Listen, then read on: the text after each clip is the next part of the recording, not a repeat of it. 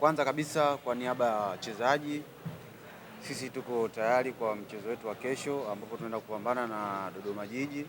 Tunafahamu kwamba Dodoma Jiji ni timu nzuri yenye wachezaji wazuri na wenye mwalimu mzuri, kwa hiyo tunatarajia kupata upinzani wa hali ya juu katika mchezo wa kesho, lakini sisi kama wachezaji tunajua kabisa mchezo wetu wa kesho tunatakiwa tupate matokeo ya ushindi.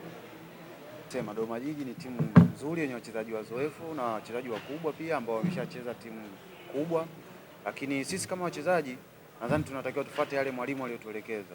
Kwa hiyo sisi tunajitahidi yale mwalimu aliyotuelekeza tuweze kuyafanyia kazi ili tuweze kupata pointi 3 katika mchezo wa kesho. Kwanza nianze kwa kusema kwamba mimi ni mchezaji wa Simba ambaye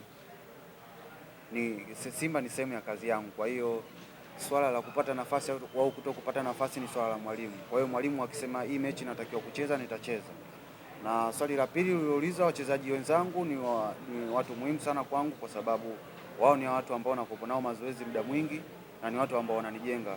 Hasa ukizingatia kama nilivyosema kwenye mechi iliyopita ya Coast, mtu kama Shomari Kapombe ni mtu muhimu sana ambaye amekuwa anatusaidia vijana, sio mimi peke yangu.